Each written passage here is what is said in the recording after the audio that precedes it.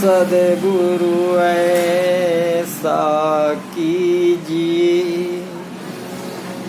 ज्यों भृंगी मत होय, पल पल दाम बतावहीं हंस न जाए बिगोय।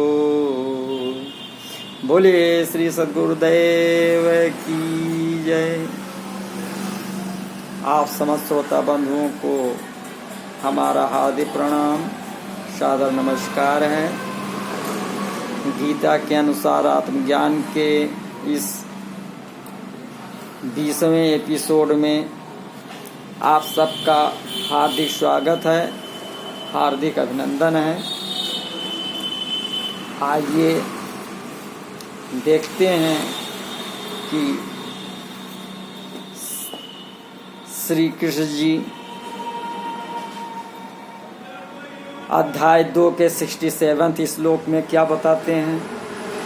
तो बताया कि इंद्रियाणाम ही चरताम यत मना अनुविधीयते तत् अस्य हरति प्रज्ञाम वायु नामम यु अम्भश।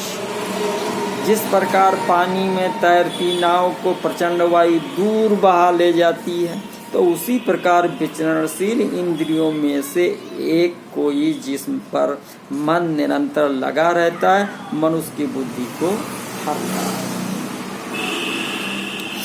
तो इंद्रियाणाम ही चरिताम यन मनो अनुविधीयते। तो जब साधक कार्य क्षेत्र में सब तरह का व्यवहार करता है, तब इंद्रियों के सामने अपने अपने विषय आ जाते हैं। उनमें से जिस इंद्रिय का अपने विषय में राग हो जाता है, वो इंद्रिय मन को अपना अनुगामी बना लेती हैं, मन को अपने साथ कर लेती हैं। अतः मन उस विषय का सुख भोग करने लग जाता है, अर्थात मन में सुख बुद्धि, भोग बुद्धि पैदा हो जाती है। मन में उस विषय का रंग चढ़ जाता है, उसका महत्व बढ़ जाता है। जैसे भोजन करते समय किसी पदार्थ का स्वाद आता है, तो रसना इंद्रिय उसमें आसक्त हो जाती है। आसक्त होने पर रसना इंद्रिय मन को भी खींच लेती है, तो मन उस स्वाद में प्रसन्न हो जाता है, राजी हो जाता है। तदस्य हरत प्रज्ञाम। जब मन में विषय का महत्व बढ़ जाता है, तब वो अकेला मन ही साधक की बुद्धि को हर लेता है, अर्थात साधक में कर्तव्यपरायणता न रहकर भोग बुद्धि पैदा हो जाती है। तो वो भोग बुद्धि होने से साधक में मुझे परमात्मा की ही प्राप्ति करनी है, ये व्यवसायिका बुद्धि नहीं रहती। तो इस तरह का विवेचन करने में तो देरी लगती है, परंतु बुद्धि विचलित होने में देरी नहीं लगती। अर्थात जहाँ इंद्रिय ने मन को अपना अनुगामी बनाया और मन में भोग बुद्धि पैदा हो जाती है और उसी समय बुद्धि मारी जाती है। तो वायु नावम यु अम्भसी। तो ये बुद्धि किस तरह हर ली जाते, इसको दृष्टांत रूप में समझाते हैं कि जल में चलती हुई नौका को वायु जैसे हर लेती है, ऐसे ही मन बुद्धि को हर लेता है। जैसे कोई मनुष्य नौका के द्वारा नदी या समुद्र को पार करते हुए अपने गंतव्य स्थान को जा रहा है, यदि उस समय नौका के विपरीत वायु चलती है, तो वो वायु उस नौका को गंतव्य स्थान से विपरीत ले जाती है। तो ऐसे ही साधक व्यवसायिका बुद्धि रूप नौका पर आरूढ़ होकर संसार सागर को पार करता हुआ परमात्मा की तरफ चलता है। तो एक इंद्रिय जिस मन को अपना अनुगामी बनाती है, वो अकेला मन ही बुद्धि रूप नौका को हर लेता है, अर्थात उसे संसार की तरफ ले जाता है। तो इससे साधक की विषयों में सुख बुद्धि और उनके उपयोगी पदार्थों में महत्व बुद्धि हो जाती है। तो वायु नौका को दो तरह से विचलित करती है, नौका को पथभ्रष्ट कर देती है अथवा जल में डुबा देती है। परंतु कोई चतुर नाविक होता है तो वायु की क्रिया को अपने अनुकूल बना लेता है, जिससे वायु नौका को अपने मार्ग से अलग नहीं ले जा सकती, प्रत्युत उसको गंतव्य स्थान तक पहुँचाने में सहायता भी करती है। तो ऐसे ही इंद्रियों के अनुगामी हुआ मन बुद्धि को दो तरह से विचलित करता है। परमात्म प्राप्ति के निश्चय को दबाकर भोग बुद्धि पैदा कर देता है अथवा निषिद्ध भोगों में लगाकर पतन करा देता है। परंतु जिसका मन और इंद्रियां बस में होती हैं उसकी बुद्धि को मन विचलित नहीं करता, प्रत्युत परमात्मा के पास पहुंचाने में सहायता करता है। दूसरे अध्याय का 64वां 65वां श्लोक। तो संपूर्ण भाव यह है कि यहाँ शंका हो सकती है कि इस श्लोक में आए यत और तत् पदों से इंद्रियों को न लेकर मन को क्यों लिया गया, अर्थात इंद्रिय को बुद्धि का हरण करने वाली न मान बताकर मन को बुद्धि का हरण करने वाला क्यों बताया गया। इसका समाधान है कि इसी अध्याय के 60वें श्लोक में इंद्रियों को मन का हरण करने वाली बताया है और तीसरे अध्याय के 42वें श्लोक में इंद्रियों से मन को और मन से बुद्धि को पर सूक्ष्म श्रेष्ठ बलवान बताया है। तो इससे सिद्ध होता है कि इंद्रियां मन का हरण करती हैं और मन बुद्धि का हरण करता है। तो दूसरी बात, बुद्धि को हरने के विषय में मन ही मुख्य है, इंद्रियां नहीं। कारण कि जब तक किसी इंद्रिय के साथ मन नहीं रहता तब तक उस इंद्रिय को अपने विषय का भी ज्ञान नहीं होता। तो अधिष्ठाय मनश्चायम विषयान उपसेवते। तो श्रीमद् भागवत में दत्तात्रेय जी महाराज कहते हैं कि तद एवं आत्म अरुबद्ध चित्तो न वेद किंचित वैरंतरम वा अयथे सुकारो नृपतिम ब्रजंतम मिशौ गतात्मा न ददर्श पार्श्वे। श्रीमद् भागवत में बताया गया है, तो जिसका चित्त आत्मा में ही निरुद्ध हो जाता है उसको बाहर भीतर कहीं किसी पदार्थ का भान नहीं होता। मैंने देखा था कि एक बाण बनाने वाला कारीगर बाण बनाने में इतना तन्मय हो रहा था कि उसके पास ही दल बल के साथ राजा की सवारी निकल गई, उसको पता तक न चला। तो बाण बनाने वाले की कर्णेंद्रिय भी थी और उसका विषय शब्द भी था, पर मन उस तरफ न रहने से वो सुनाई नहीं दिया।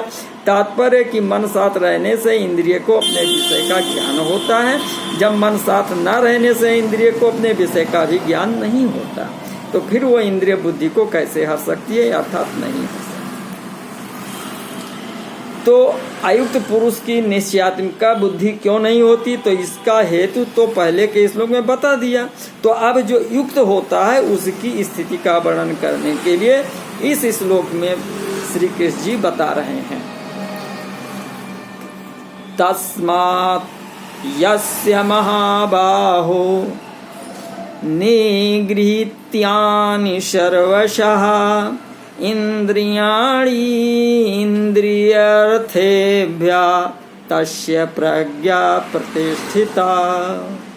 अतः हे महाभाव, जिस पुरुष की इंद्रियां अपने अपने विषयों में सब प्रकार से विरत होकर उसके बस में हैं, उसी की बुद्धि निसंदेह स्थिर है।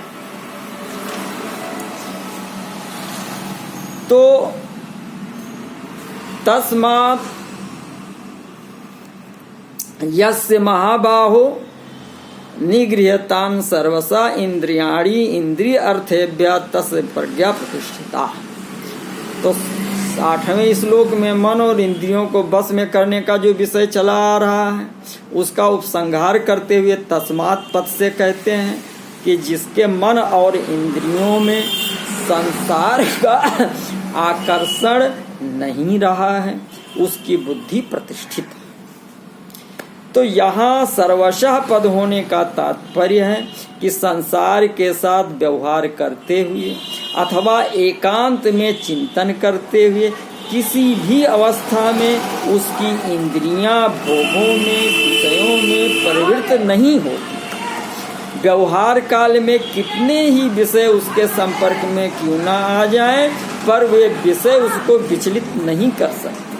उसका मन भी इंद्रिय के साथ मिलकर उसकी बुद्धि को विचलित नहीं कर सकता। जैसे पहाड़ को कोई डिगा नहीं सकता, ऐसे उसकी बुद्धि में इतनी दृढ़ता आ जाती है कि उसको मन किसी भी अवस्था में डिगा नहीं सकता, कारण कि उसके मन में विषयों का महत्व नहीं रहा।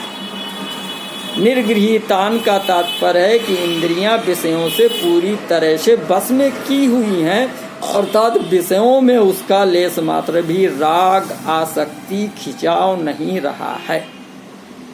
जैसे सांप के दांत निकाल दिए जाएं तो फिर उसमें जहर नहीं रहता, वो किसी को काट भी लेता है तो उसका कोई असर नहीं होता।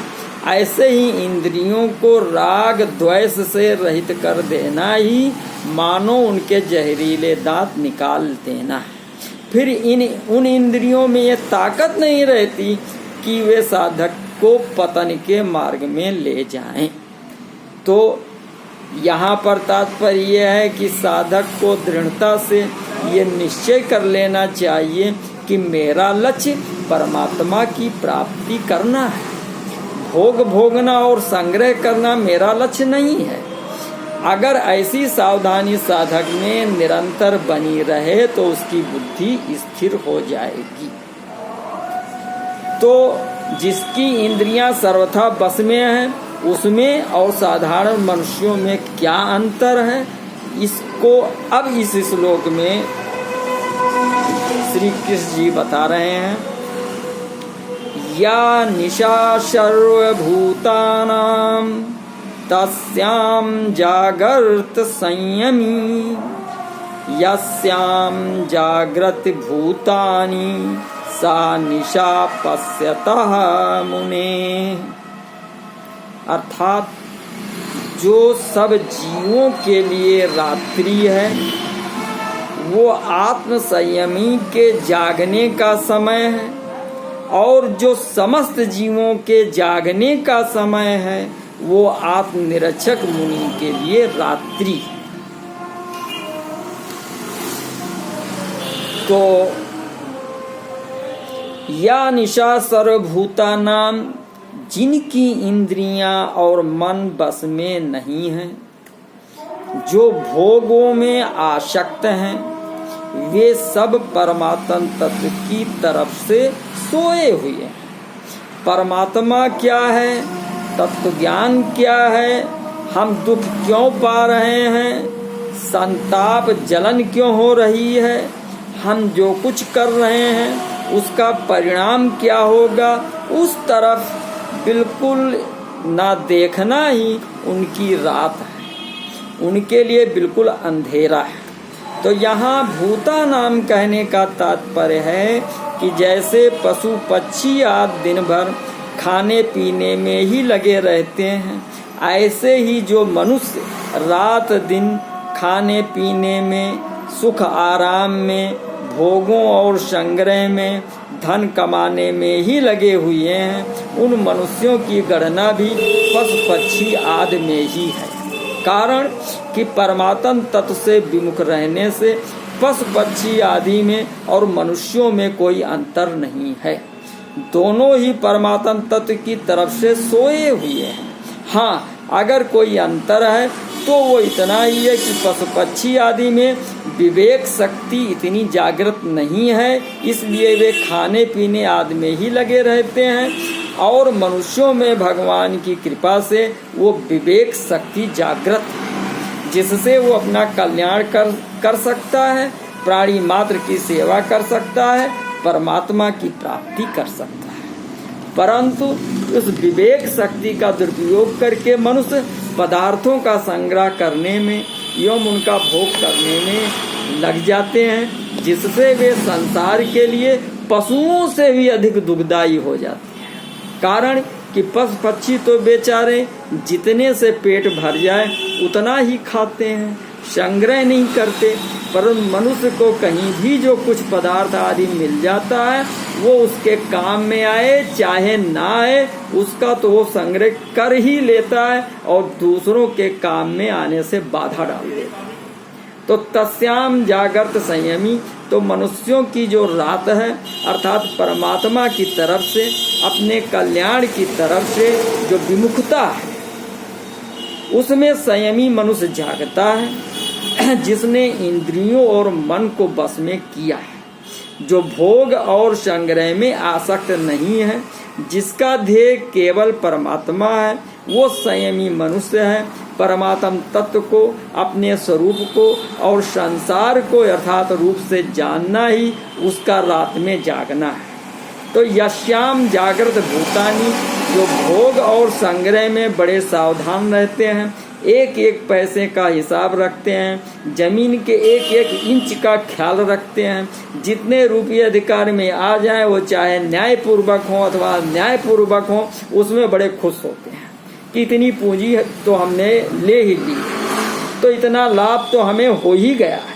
तो इस तरह वे सांसारिक क्षणभंगुर भोगों को बटोरने में और आदर सत्कार मान बड़ाई आदि प्राप्त करने में ही लगे रहते हैं, उनमें बड़े सावधान रहते हैं। यही उन लोगों का जागना है।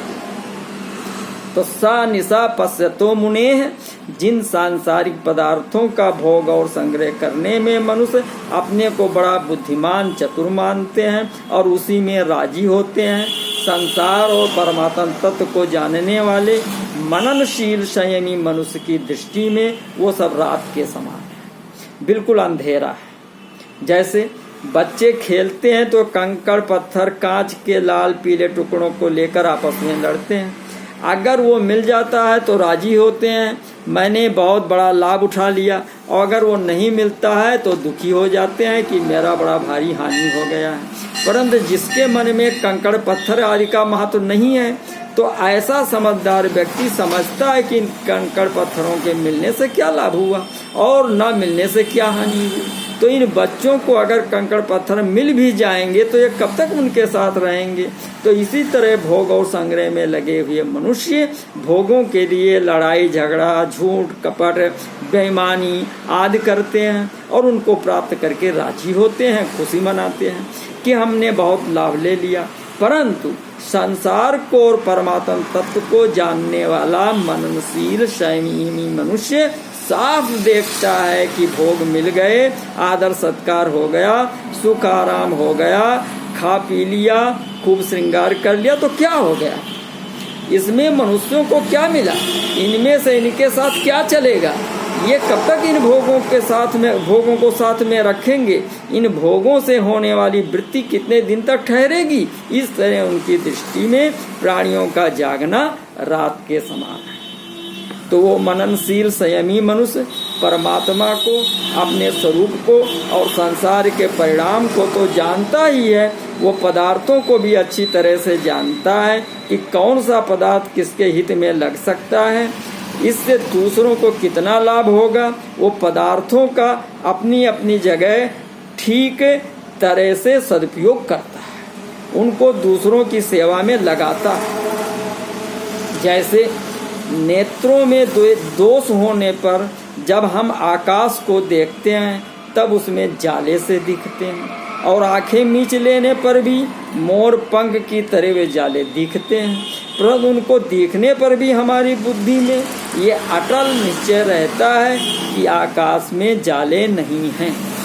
तो ऐसे ही इंद्रियों और अंतःकरण के द्वारा संसार दिखने पर भी मननशील संयमी मनुष्य ही बुद्धि में ये अटल निश्चय रहता है कि वास्तव में संसार नहीं है, केवल प्रतीति मात्र है। संपूर्ण भाव है कि सांसारिक मनुष्य रात दिन भोग और संग्रह में ही लगे रहते हैं, उनको ही महत्ता देते हैं, सांसारिक कार्यों में बड़े सावधान और निपुण होते हैं, तरह तरह के कला कौशल सीखते हैं, तरह तरह के आविष्कार करते हैं, लौकिक वस्तुओं की प्राप्ति में ही अपनी उन्नति मानते हैं, सांसारिक वस्तुओं की बड़ी महिमा गाते हैं, सदा जीवित रहकर सुख भोगने के लिए बड़ी बड़ी तपस्या करते हैं, देवताओं की उपासना करते हैं, मंत्र जाप करते हैं आदि आदि। परंतु जीवन मुक्त तत्वज्ञ महापुरुष तथा सच्चे साधकों की दृष्टि में वो बिल्कुल रात है, अंधकार है, उसका किंचित मात्र भी महत्व नहीं है। कारण कि उनकी दृष्टि में ब्रह्मलोक तक संपूर्ण संसार विद्यमान है ही नहीं। नास्तो विद्यते भावा आ ब्रह्म भुवनाल लोका पुनरावर्तिनो अर्जुना। तो सांसारिक लोग तो संसार में ही रचे पचे रहते हैं और ऐसा मानते हैं कि जो कुछ है वो यही है, न अन्य दस्तीति न वादिना। तो कामोप भोग परमा एता वदत निश्चिता। पारमार्थिक विषयों में उनकी बुद्धि जाती ही नहीं, परंतु पारमार्थिक साधक पारमार्थिक विषय के साथ साथ संसार को भी जानते हैं, इसलिए उनके लिए पश्यतः पद दिया है। संसारी लोग तो केवल रात को ही देखते हैं, दिन को देखते ही नहीं, पर योगी दिन को भी देखता है और रात को भी। वो दोनों में फर्क है। उदाहरणार्थ, बालक ने केवल बालकपना ही देखा है, जवानी नहीं, पर वृद्ध पुरुष ने वृद्धावस्था के साथ साथ बालकपना भी देखा है और जवानी भी। तो रुपये रखने वाला व्यक्ति रुपयों को के त्याग को नहीं जानता, पर रुपयों का त्याग करने वाला रुपयों के संग्रह को भी जानता है और त्याग को भी जानता है। तो ये सिद्धांत है कि संसार में लगा हुआ मनुष्य संसार को नहीं जान सकता, लेकिन संसार से अलग होकर ही वो संसार को जान सकता है, क्योंकि वास्तव में वो संसार से अलग है।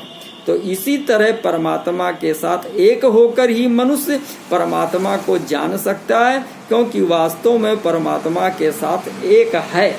तो जो है में स्थित है वो है और नहीं दोनों को जानता है, पर जो नहीं में स्थित है वे नहीं को भी अर्थात नहीं रूप से नहीं जान सकता। फिर वो है को कैसे जानेगा? नहीं जान सकता, उसमें जानने की सामर्थ्य ही नहीं है। तो है को जानने वाला का तो नहीं को मानने वाले के साथ विरोध नहीं होता, पर नहीं को मानने वाले का है को जानने वाले के साथ विरोध होता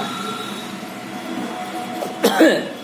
तो मननशील संयमी मनुष्य संसार रात की तरह दिखता है। इस पर यह प्रश्न उठता है कि क्या वो सांसारिक पदार्थों के संपर्क में आता ही नहीं? अगर नहीं आता तो उसका जीवन निर्वाह कैसे होता है, और अगर आता है तो उसकी स्थिति कैसे रहती है? तो इन बातों का विवेचन करने के लिए 17वें श्लोक में 70 श्लोक में श्री कृष्ण जी बताते हैं कि